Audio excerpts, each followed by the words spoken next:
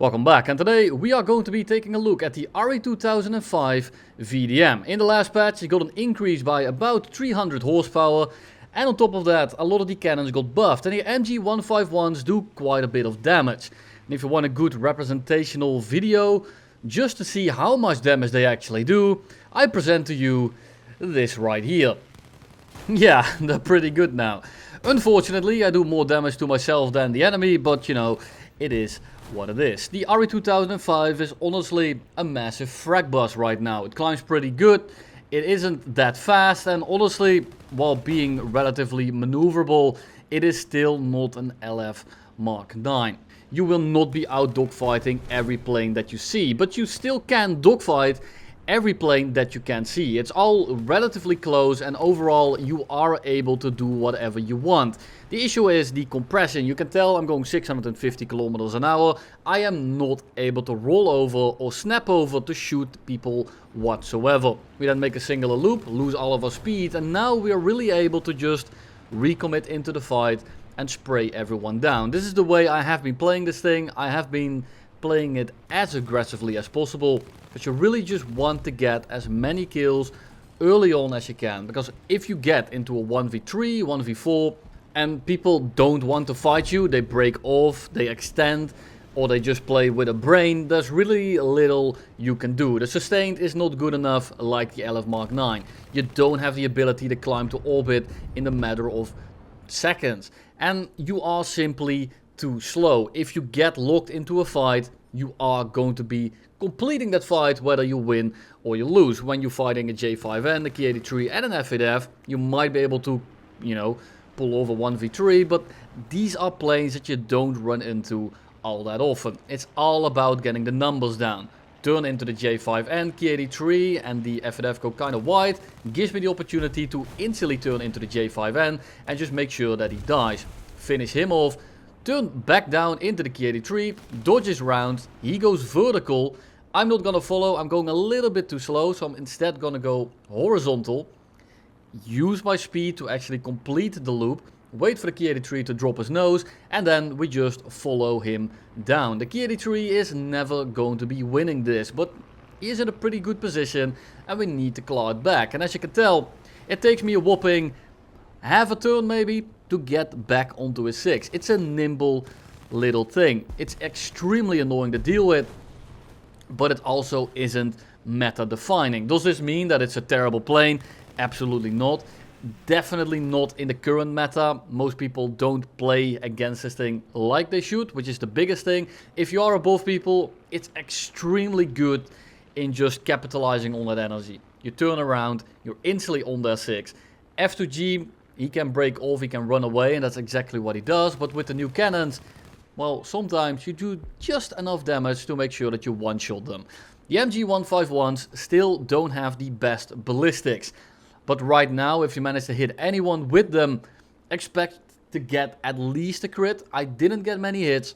Most of the hits that I did get were from the Safat 50 cals. These are still not fantastic, but when you have 3 MG151s, which kind of act like old MK108s, I don't think there is that much of an issue going on. After hitting the F2G, I just wanted to kill the B29 because I don't want to deal with him when he goes to space, so we're just gonna spray him down, do a good bit of damage, saw his tail off, F2G crashes as well, and then we go and fly towards this part of the map where we have an N1K and a K83. Now the N1K is already slightly damaged. You can tell that he's missing one of his elevators, but this is not about the 1v1. It's again about the 2v1 and positioning yourself to wear down the numbers. The N1K is going a little bit slower, so we're gonna keep him in this loop. We're not gonna worry about him just yet, because it's going to take me a little bit of time to get back onto his 6, despite him being heavily damaged. We go up over him, we kind of sit ourselves behind him, and you can tell that he goes into a spiral, or into a scissor. I'm going a little bit too fast, and I'm kind of out of position. I need to cut throttle. I'm going to drop my landing flaps, or takeoff flaps, and just position myself so I'm already on a 6. Now he keeps this scissor up kind of well, props to you, but eventually we are of course going to get back onto his 6. Not a fair fight, that's what this clip is for. P51H, we go head on, dodge those 50 cals. This thing is an absolute fire hazard. And then we try to get onto a 6 as fast as possible. We do have the better instantaneous turn, but the second we start losing speed and we both start going 250, the sustained of the P51H is actually higher than yours. Be careful about it. That's why I try to get position as early as possible. He goes back down. That's in my favor. We instantly get the shot. And now we are firmly planted onto a 6 at 200 meters. And there is nothing he will do. And here we have a Mark 24, and honestly the turning performance is incredibly close. The instantaneous turn of the Re.2005 is slightly higher, the sustained is about the same until you start going faster. The Mark 24 has the advantage when you start to rate at a faster speed, but this never really happens and never really comes into play. And because of that, these two planes are pretty closely matched. He's losing a little bit too much speed and I'm behind him, so I break up. Make sure to open up the gap a little bit, get a bit of separation, means that he has to move much more to get out of the way, and we get ourselves a pretty simple shot. And again, the Re.2005 is all about slow speed, quick turns, and getting guns on target. If you get TAR 152Hs on your 6 like this, and they don't just fly straight after overshooting, you will be boom and zoomed into oblivion incredibly easily. You need to be careful about going low early, but you also don't want to just sit at altitude the entire match, because you are kind of useless when it comes to people that are paying attention, people that are keeping their speed, and especially jets.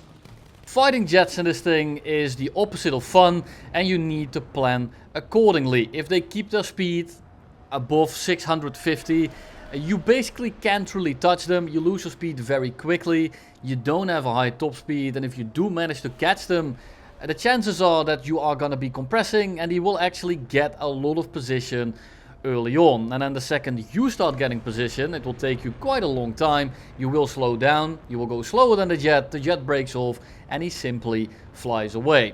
Here I'm dogfighting a Heinkel 162, and you can tell that basically what I was just talking about is exactly what's happening. This time around, however, I managed to have a good shot and destroy him instantly, but he can just park onto my 6. We go into a scissor and he will stay there for a little while. He will lose speed as I lose speed, and it's kind of deadlock for a little bit. You're just wasting each other's time. Then once he notices that he is not going to be winning the fight and I'm going about 400, he just dives away and he will instantly dust me. Now if you have good aim you might be able to get away with it, but if that Heinkel just kind of, you know, tips his wings left and right, you're probably not going to be hitting it. The MG 151s are again pretty good guns now, but keep in mind they're still pretty slow. We fly towards the middle of the map and we're looking around. We see the Heinkel 162. It's another one and I want to kill it because I don't want to deal with a 162 when he has a speed and he's actually paying attention to me. So we dive on him. We are going about 600. And I'm cutting him off. I am gaining some distance, but I am never going to be getting any closer than maybe 700 meters. He is going about 650, and I just hope that I blow his wing off at this kind of range. And luckily we managed to crit him, and now it's all a matter of just reeling him in. He is not going to be outrunning me. He's losing trust. He has more drag, and you can tell that even though I'm losing speed, he's losing more than me. At least for the time being. We're relatively stable, but the second he starts to turn, he gives me a nice little broadside, and we just make sure that we completely blow his plane apart. ME 262, and this time around it's a 50mm variant, so this is not going to be the most high octane dogfight you will ever see, but I need to cut him off. But I also don't want to get too close to him to the point where he can actually start reversing me, because I will not have that much control. Sitting at about 300 meters is ideal. I misjudged it ever so slightly, so he is going to be able to kind of throw his plane around and outrun me. Luckily he goes vertical, but just notice how much he outturns me at the very start. Now he does it all wrong and goes straight vertical, but you can tell that at high speed I am never going to be pulling with that guy. Now this F80, it's a little bit of a better example, but it's at a slightly lower speed. F80 has been circling the base for about a minute, just getting up some speed. He finally comes out, and I know that I can win the dogfight, but if he runs away, I'm going to be toast. So I'm going to let him onto my 6, and I'm going to be turning back in front of him, and it kind of entices him to turn back. You saw that he was about to turn away, he turns back in, we just kind of dodge his guns, and now he is completely dead. At this kind of speed, at this kind of range, all I need to do is point my cursor at him and blow his plane apart. And that's exactly what we did. Sometimes you fight jets that are more annoying than others, and it's mainly due to what's sitting behind the stick. This guy has been sitting above and behind me for the last 2.5 minutes, not engaging me at all, and he finally engages me. But now I need to make a reversal happen without going too fast to compress, and also not too slow so that I become an easy shot and that he just runs away. It's a fine balance, and we managed to kind of nail it, but you can still see that he has a pretty easy time just rolling around and getting away from me. Luckily he flies a little bit too predictably and we managed to saw his wing off, but overall jets, especially a good one, which the A21 is not, mind you, you're gonna have some issues. This plane in a defensive posture, especially against jets or anything that has an energy advantage, this plane just kind of falls apart. You don't have the ability to dodge rounds at high speed, turn in and kill them. You need to first either weather the storm sitting at 700 and basically flying straight, or you fly at 550 at the very most, so you're able to dodge the rounds, but now you're so slow that it's pretty easy for a 50 cal mobile to just kind of spray you down. P-47M. He does a 180, I need to chase him. He will catch me and he will spray me down. So I actually break off, re-engage, unfortunately miss my rounds, but I'm going to be sticking it. Is this a smart thing to do in the middle of a cloud in the first minute of the match? Absolutely not, but we can tell from the very first engagement that this guy is going to be chasing me throughout the entirety of the match, and I need to get rid of him because I am going to die to him otherwise. Mark 24 comes in, I'm fast enough to get out of the way, I am in the clouds, let's hope he has the same clouds on his screen, and I just dive away. Mark 24 does the thing that I did to that Mark 24 in the 1v1, where he breaks vertical, opens up the gap, and just gets a new firing solution. We dive a little bit, pick up a little bit of speed, but I'm trying to not go over 600, fail miserably, but luckily it's just enough to turn with him. We lose more speed, we go into the scissor, he turns into the wrong direction, and we instantly maul his plane in half. And that's going to be kill number 3. For now, I'm just going to keep my altitude, and I'm actually going to start climbing slightly to get a little bit of a better position. If you're wondering why I'm flipping out over the scoreboard, I'm talking to people on Discord while streaming this game. FDF is directly above us in a battle with the LA9. Not expecting either to win, but the Spitfire is right there. I'm expecting the LA9 to lose, and then having 2 people above me, but the BF-109 also comes in. So I probably don't have to worry about those 2 planes anymore, although I was looking forward to actually fighting them. But then the FDF peels off and goes for me and the LA9. He probably was losing the 2v2 at altitude and decided I'm just gonna go down and at least kill those 2 guys, and then we'll see what we can do about the Spitfire or the 109 and the LA9 at high altitude. FDF goes for me, and you can tell that even in a shallow dive I am not picking up very much speed. The FDF will catch me, but he has 2 guys on the 6 because the LA9 from altitude managed to actually follow him all the way down. Not sure what I think about that, but you know, it is what it is.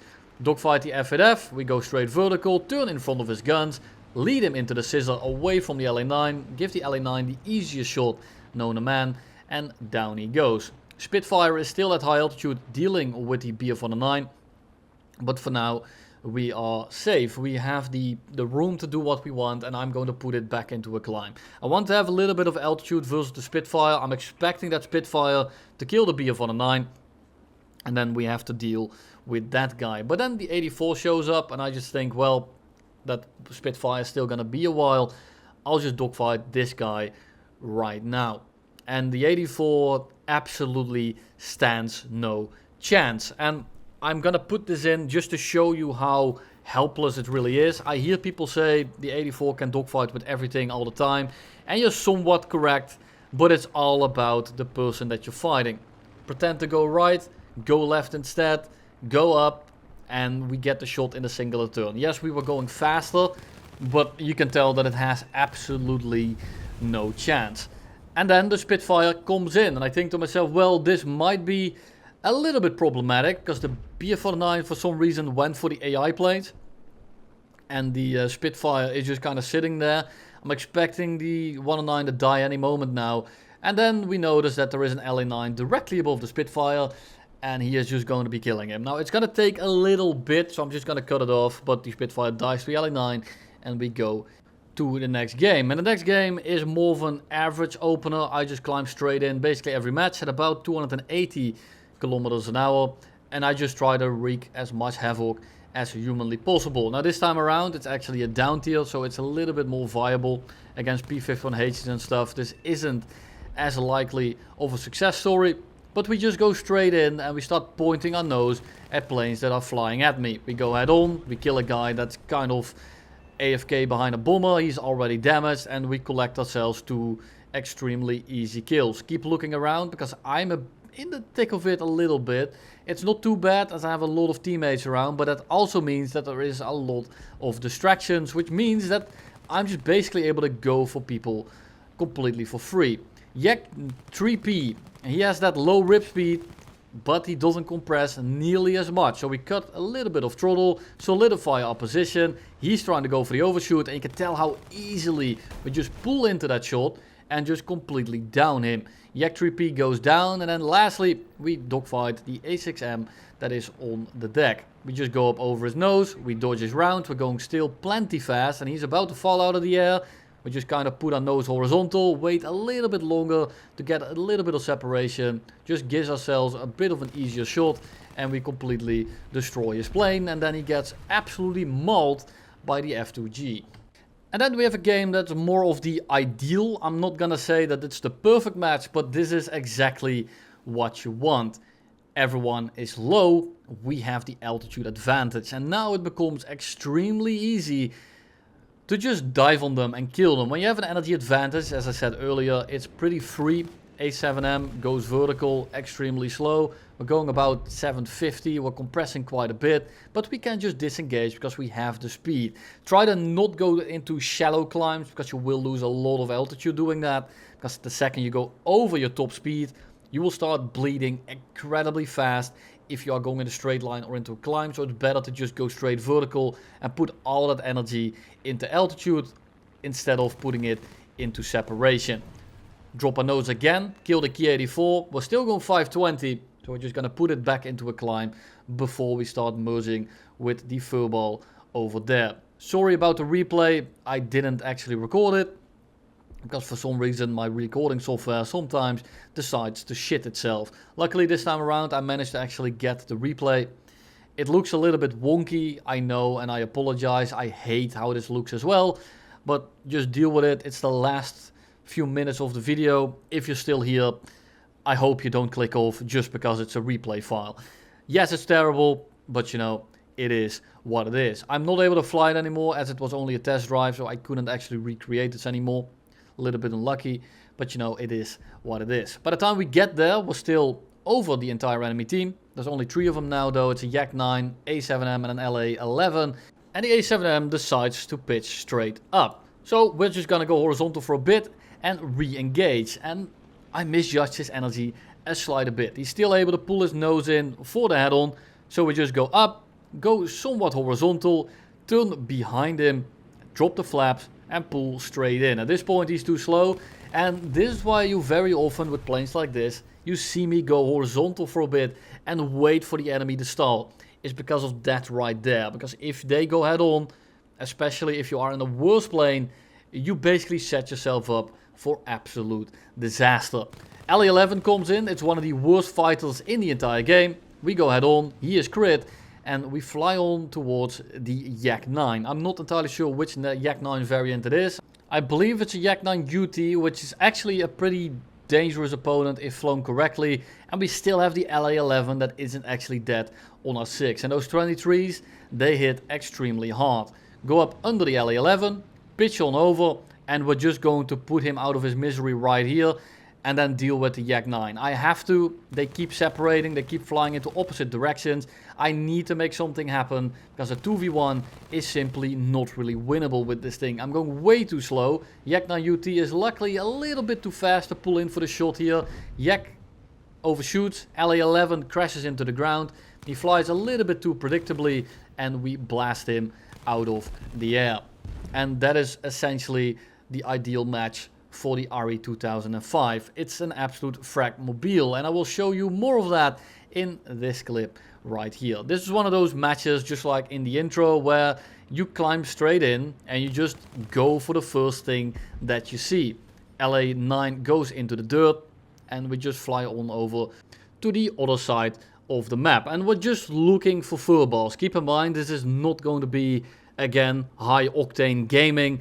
This is all about just positioning and becoming a Beyblade, because that's what this thing is made to do.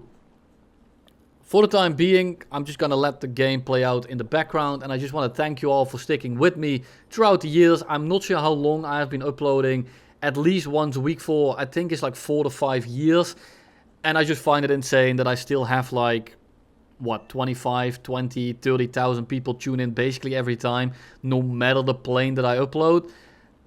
And when I look at the statistics, it says like 75% are subscribed. And I know that also means that I'm not into the algorithm, but it also means that you guys just tune in for basically everything that I upload. Now, I do notice a difference in comments when I play props, mid-tier jets or top tier. It's the same people, but it's not the same people in between those three styles of videos. And I understand that some people just only want to see props, some people just want to see low tier jets or top tier jets. Top tier jets, to me, I need to find a way to make it more interesting. I think that the gameplay right now is incredibly repetitive, because it doesn't really matter what you are playing. Of course, if you play something like an F-18E, it's kind of terrible, which means that you have to play it slightly different.